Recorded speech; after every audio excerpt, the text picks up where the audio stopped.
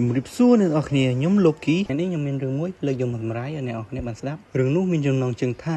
Bizarre Restaurant ចាប់ផ្ដើមដោយសាច់រឿងនៅក្នុងពិភពលោកមួយផ្ទៃមេឃអាប់អួរសត្វក្អែកហោះហើរពាសពេញមេឃយើងបានឮបុរសម្នាក់បាននិយាយឡើងថាអស់រយៈពេល40ឆ្នាំហើយដែលខ្ញុំជាប់នៅក្នុងពិភពមួយនេះយើងបានឃើញថាគាត់កំពុងតែប្រយុទ្ធជាមួយបិសាចកម្រិត level 1គាត់បាននិយាយថាដំណើររបស់គាត់ដំបូងគ្មានអ្វីសោះនៅពេលដែលគាត់ឆ្លងមកពិភពនេះដំបូងគាត់បានយារដាវហក់ស្ទុះទៅកាប់បិសាចគោដោយបញ្ចេញថាមពលដាវពណ៌ខៀវកាប់ចុះពេញមួយទំហឹងទៅលើបិសាចគោធ្វើឲ្យផ្ទុះយ៉ាងសន្ធោសន្ធៅពេលធូលីរសាយចេញអស់យើងបានឃើញបុរសវ័យក្មេងម្នាក់យ៉ាងសង្ហាគាត់បាននិយាយថាវាត្រូវបានបញ្ចប់នៅថ្ងៃនេះសុងវូកម្រិត level 255បន្ទាប់ពីនេះយើងបានឃើញ system មួយបានលោតបញ្ជាក់ថាការបារាជ័យនៃស្ដេចបិសាចចុងក្រោយអញ្ចឹងមានន័យថាសុងវូគាត់បានយកឈ្នះនៃស្ដេចបិសាចចុងក្រោយបន្តសេចរឿងយើងមកយើងបានឃើញថាមានមនុស្ស4នាក់ក្នុងនោះមានសុងវូនេះជាក្រុមរបស់សុងវូមានអូនស្រីដែលនៅខាងស្ដាំដៃជាអ្នកបួសតបមកមានអែលហើយបុរសដែលមានមាឌធំជាងគេគឺជាពូជសាសហុករេយើងបានឃើញសុងវូបានរលេចទៅមើលពន្លឺអ្វីមួយរួមទាំងអ្នកទាំងអស់គ្នាពន្លឺនោះគឺជាពន្លឺរបស់ទេពធីតានៃធម្មជាតិទេពធីតាធម្មជាតិបាននិយាយថាវីរៈបុរសរបស់ខ្ញុំជឿជាក់លើអ្នកទាំងអស់គ្នាខ្ញុំដឹងថាអ្នកទាំងអស់គ្នានឹងយកឈ្នះស្ដេចបិសាចចុងក្រោយបានទេពធីតាធម្មជាតិមានឈ្មោះថា Jiga សុងវូនិយាយតើអ្នកកំពុងញញឹមសុងវូបានសួរ Jiga បាននិយាយអូតូទាំងបែកញើសពិនក្របពោតសុងវូនិយាយតើអ្នកកំពុងញញឹមយ៉ាងធ្ងន់ធ្ងរនៅពេលនេះសុងវូបានសួរសុងវូបាននិយាយទាំងខឹងមនុស្សផ្សេងទៀតនៅសមត្ថភាពល្អអាវុធនិងសមាជិកក្រុមខ្លាំងប៉ុន្តែអ្នកមិនបានផ្ដល់វាឲ្យខ្ញុំទេចង់ឲ្យខ្ញុំសម្លាប់អ្នកឬព្រមទាំងដកដាវមកគំរាម Jiga បាននិយាយទាំងស្ទាក់ស្ទើរ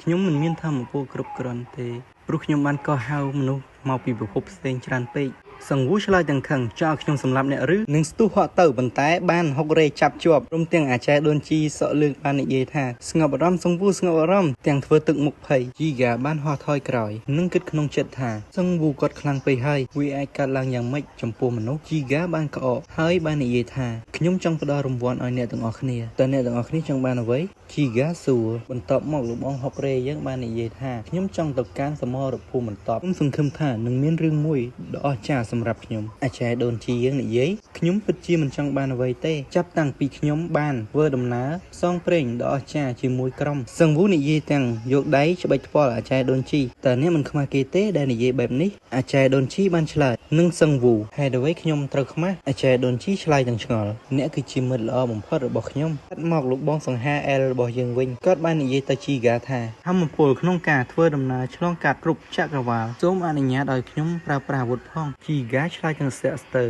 ក្នុងការធ្វើដំណើរឆ្លងចក្រវាឡប៉ុន្តែអាវុធគឺមានតិចតួចណាស់ជីហ្គាចង់ស្ដាប់ហេតុផលរបស់អែលយើងបងអែលបានចង្អុលទៅមេឃហើយនិយាយថាវាច្បាស់ណាស់សម្រាប់ការបដិវត្តទៅលើការគៀបសង្កត់ការជិះជាន់ការរើសអើងពណ៌សម្បុរវណ្ណៈនឹងត្រូវបានគេជិះជាន់សូមឲ្យពន្លឺនៃការបដិវត្តរីកដុះដាលពាសពេញចក្រវាឡគាត់និយាយនឹងមានភាពជឿជាក់សង្វូនិយាយបាទនោះដូចជាអ្នកអែលបងអែលនិយាយទាំងញញឹមអរគុណសង្វូដែលយល់ពីខ្ញុំជីហ្គាបានមើលទៅអ្នកទាំងពីរទាំងកំហឹងរួចនិយាយថាឈប់លើកទឹកចិត្តគ្នាទៅជីហ្គាបានយកដៃខ្ទប់មុខរួចសួរទៅសង្វូថាចុះលោកសង្វូបន្ទាប់មកយើងបានឃើញថាសង្វូកំពុងតែគិតលុយមាសប្រាក់ខ្ញុំមានវាច្រើនហើយអ្វីដូចជាអំណាចនិងកិត្តិយសអាចទទួលបានគ្រប់ពេលវេលាដូច្នេះខ្ញុំក៏មិនខកពីវាទេខ្ញុំ level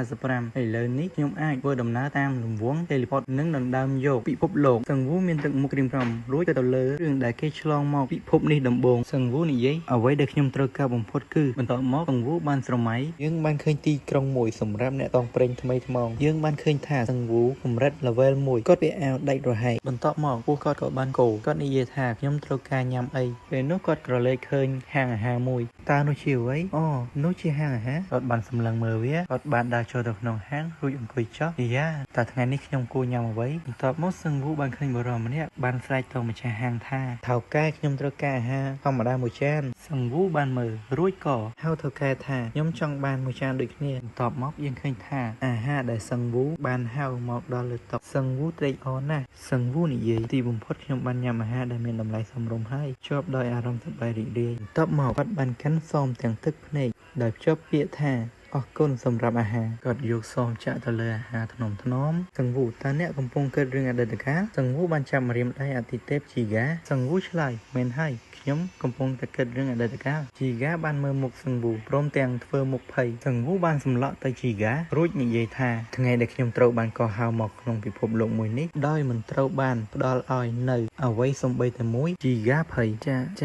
ដូចខ្ញុំនិយាយមុននឹងចឹងសង្វូនិយាយខ្ញុំបានសម្រេចចិត្តហើយខ្ញុំចង់ទៅផ្ទះរបស់ខ្ញុំរួចបើកហាងអាហារអ្នកទាំងអស់គ្នាបានភ្ញាក់ផ្អើលរួចក៏ឆ្ងល់បើកហាងអាហារតើខ្ញុំបានស្ដាប់ច្រឡំមែនទេសង្វូនិយាយខ្ញុំកំពុងតែគិតចង់ឲ្យប្រជាជនស្រុកកំណើតខ្ញុំបានភ្លក់រសជាតិអាហារនៅក្នុងពិភពលោកមួយនេះបងអែលនិយាយតើអ្នកចង់លក់អាហារពិភពលោកនេះតើខ្ញុំស្ដាប់ខុសមែនសង្វូក្រវីក្បាលរួចនិយាយថាអាហាររបស់ផែនដីគឺជារឿងធម្មតាប៉ុន្តែការលក់អាហារប្រណិតនៅពិភពលោកនេះឥឡូវនេះទើបវាមានន័យបងអែលនិយាយម៉ាតមែនពុករេឆ្លើយទាំងហួសចិត្តតើវាធ្ងន់ធ្ងរមែនចំណែកអាចារ្យឌួនជីវិញបាននិយាយថាសូមឲ្យភពផែនដីទទួលពរពីព្រះជាម្ចាស់ផងនិយាយទាំងទម្លាក់មុខចុះជីហ្គានិយាយតើអ្នកចង់និយាយពីអ្វីអាហារនៅក្នុងពិភពលោកនេះវាអាក្រក់ណាស់សង្វូបានខឹងក្តាប់ដាវយ៉ាងណានរួចអុកទៅលើដីពេញមួយទំហឹងធ្វើឲ្យជីហ្គាភ័យនៃឡើងលៀនថ្លាសង្វូបានធ្វើទឹកមុខមមរួចនិយាយតើហើយដូចមកអាចារ្យជីហ្គាលើរត់ពួនណានេះបន្ទាប់មកសង្វូបានញញឹមរួចនិយាយថាវានឹងមិនអយុត្តិធម៌ទេប្រសិនបើខ្ញុំជាមនុស្សម្នាក់គត់ដែលបានលក់អាហារដ៏អាក្រក់បែបនេះមែនទេសង្វូបានសួរ